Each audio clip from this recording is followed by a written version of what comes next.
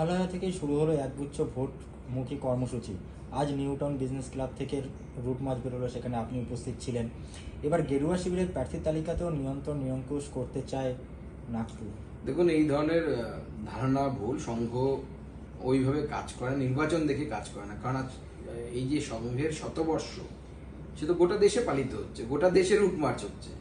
তো গোটা দেশে তো ভোট নেই, শুধু বাংলায় ভোট আছে, বা বাংলা সহ আরো 3টি রাজ্যে আছে। বাকি রাজ্যগুলোতে ভোট নেই, উত্তরপ্রদেশে এই মুহূর্তে ভোট নেই, উড়িষ্যাতে এই মুহূর্তে ভোট নেই, কিন্তু এই কার্যক্রম হচ্ছে। সংঘ ভোট নির্ভর করে কোনো কার্যক্রম করে না। সংঘের যেহেতু 100 বছর পূর্ণ হয়েছে, স্বাভাবিকভাবে সেখানে সিদ্ধান্ত নেওয়া হয়েছে বিভিন্ন জায়গায় পথ সঞ্চালন হবে। আমি একজন সংঘের স্বয়ংসেবক, গর্বিত স্বয়ংসেবক। সেই হিসেবে আমি যেখানে থাকি সেখানে সঞ্চালনে অংশগ্রহণ করেছি। আমি যদি বালুরঘাটে থাকতাম আজকে, তাহলে বালুরঘাটে হয়তো কোনো জায়গায় সঞ্চালনে অংশগ্রহণ করতাম। বাংলা থেকে দূরে খোদ প্রধানমন্ত্রীর নির্বাচনী কেন্দ্রে বারাণসীতে দুর্গাপুজোর পরিচালনার বিশেষ দায়িত্ব পেলেন আপনি। সেখানে তৃণমূল বলছে যে শ্রমিক ভট্টাচার্য আসার পর সুকান্তকে সাইড করে দিচ্ছে বিজেপি। তৃণমূল কি বলছে এটা তাদের ব্যাপার, তাদের সে নিয়ে আমি মন্তব্য করতে চাই না। তৃণমূল কংগ্রেস বিজেপিকে চেনেও না, বিজেপিকে জানেও না। আমাদের সকল নেতারা দুর্গাপুজো উপলক্ষে দেশের যে সমস্ত জায়গায় বাঙালিরা আছেন এবং বাঙালিরা দুর্গাপুজোতে সংযুক্ত আছেন, সেই সমস্ত জায়গায় যাবেন। আমাদের শ্রমিকদাও যাবেন, শুভেন্দুদাও যাবেন এবং অন্যান্য নেতৃত্বরাও যাবেন। অলরেডি কিছু শুরু হয়ে গেছে, কিছু নেতৃত্ব যাওয়া শুরু হয়ে গেছে। তো স্বাভাবিকভাবে আমাকে দায়িত্ব দেওয়া হয়েছে বেনারসে। এটা একটা বিরাট সম্মানের ব্যাপার। বেনারস মাননীয় প্রধানমন্ত্রীর লোকসভা কেন্দ্র, সেখানে যাওয়া একটা বিরাট সম্মানের ব্যাপার। এবং সেই জন্য তৃণমূলের গা জ্বলছে, এটা অত্যন্ত স্বাভাবিক। আমি শুধু এটুকুই বলবো তৃণমূলকে, তৃণমূল তো সোনার পাথর বাটি, মানে সর্বভারতীয় তৃণমূল, অথচ বাংলার বাইরে অস্তিত্ব নেই। তোরা দেখবি আর জ্বলবি, লুচির মতো ফুলবি। কবে যাচ্ছেন দাদা? আমি খুব তাড়াতাড়ি, কাল বা পরশু আমি বেরিয়ে যাবো। নিয়োগ দুর্নীতিতে গতকাল আমরা দেখলাম মুখ্যমন্ত্রী তিনি বিভিন্ন প্যান্ডেলে গেলেন, কাল থেকেই উদ্বোধন করা শুরু করলেন। আজ মহালয়া, দেবীপক্ষ, পিতৃপক্ষে তিনি আবারও এবছর। এটা নতুন কিছু নয়, এর আগে উনি করেছেন। হিন্দু ধর্ম শাস্ত্র কোনটাকে তো উনি মানেন না। আগে জোর করে বলতেন হ্যাঁ আমি করেছি, এখন নাকি আবার নতুন একটা ফোন দিয়ে এটেছেন। উনি বলছেন না, আমি দুর্গাপুজোর উদ্বোধন করিনি, আমি মণ্ডপের উদ্বোধন করেছি। তো বলে একটা বাংলায় কথা চালু আছে যে ছলের অভাব হয় না।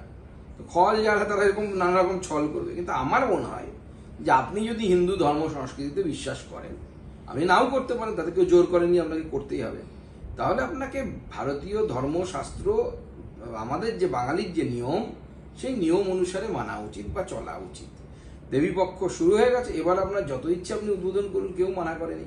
কিন্তু নিজের পলিটিক্যাল স্বার্থে হিন্দু ধর্মকে ছোট করবেন, হিন্দু ধর্মের নিয়ম কানুন মানবেন না, এটা তো হতে পারে না। আপনি করে দেখান তো। ঈদের মঞ্চে তো আপনি যান, ঈদের নামাজের মঞ্চে আপনি যান রেড রোডে, তো ঈদের নামাজটা একদিন আগে করে দেখুন তো। ঈদের কত দম আপনার দেখবো, কত বড় নেত্রী আপনি, কত বড় জননেত্রী। 5 জন আসবেন আপনার নামাজে।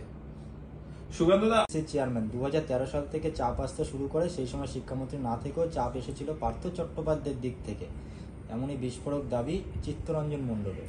দেখুন, চিত্তরঞ্জন বাবু এর আগেও বিভিন্ন টিভি চ্যানেলে বসে বলেছেন যে তাকে তো কিভাবে চাপ দেয়া হতো, এবং উনি যে কার্বনবিহীন যে কপি চালু করেছেন, অর্থাৎ আপনি যখন ওএমআর শিট ফিল আপ করছেন, তার একটা কপি আপনি স্টুডেন্ট হাতে নিয়ে যেতে পারবেন। এটা 13 সালে উনি শুরু করেন। 16 সালে ইচ্ছে করে এই সরকার পার্থ চট্টোপাধ্যায়ের নেতৃত্বে এটা বন্ধ করে দেয়। উদ্দেশ্য কি, যে আমি পরীক্ষায় কি সঠিক উত্তর দিলাম সেটা যেন আমি পরবর্তী সময় ক্লেম করতে না পারি, আর আমার হাতে যেন কোনো তথ্য বা প্রমাণ না থাকে। স্বাভাবিকভাবে চিত্তরঞ্জন বাবু এর বিরোধিতা করেছিলেন, এবং চিত্তরঞ্জন বাবুকে সেই সময় বলা হয়, ওনার যে বক্তব্য অনুসারে আমরা জেনেছি, যে ওনাকে বলা হয় যে আপনি ছেড়ে দিন। তো সেই ছেড়ে দেওয়ার কাজটাই উনি করেছেন। কাল এনফোর্সমেন্ট ডিরেক্টরেট তারা কোর্টকে জানাচ্ছে যে চন্দন সিনহা হঠাৎ করে টাকার নথি তৈরি করে দিলেন, তাও আবার রাজ্যের কৃষি দপ্তরের নথি তৈরি করা হয়েছে। তারা সেটা নিয়েও সন্দেহ করছেন যে এটাকেও দুর্নীতির কারণেই তৈরি করা হয়েছে, জাল নথি। না, ইডির তো উচিত কৃষি দপ্তরের তাদের আধিকারিকদেরকে তুলে এনে তাদের জিজ্ঞাসাবাদ করা। কারণ হঠাৎ করে কোথা থেকে নথি চলে এলো, যে টাকার এতদিন উৎস খুঁজে বের করা যাচ্ছিল না, টাকার উৎস বলছিলেন না। চন্দ্রনাথ সিনহাকে ইমিডিয়েটলি আমার মনে হয় কোর্টের উচিত ইডির হাতে তুলে দেয়া। ইডি একটু আদর যত্ন করলেই সমস্ত কিছু বেরিয়ে যাবে। বনাম শওকত চর্চা তুঙ্গে। ক্যানিং পূর্বে তৃণমূলের টিকিট দিলে হারবেন শওকত, ভাঙড়ে জিতবেন নওশাদ সিদ্দিকী, দাবি তোহা সিদ্দিকী। এরা যেখানে টাকা পাবে সেখানেই টাকার বিনিময়ে কথা বলবে, বিজেপির টাকা দিলে বিজেপির হয়ে বলবে, পাল্টা তোপ শওকত মণ্ডল। দেখুন কে কার পক্ষে বলছে না বলছে আমরা এর মধ্যে যেতে চাই না, আমরা শুধু নারদ নারদ বলবো। শওকত জিতবে না তহা জিতবে, তো সময় এলেই ঠিক করবে, তহার ভাইপো জিতবে। ভোটের আগে দাদা, ভোটের আগে বাংলার সক্রিয়তা বাড়াচ্ছে আরএসএস, সঙ্গে শতবর্ষ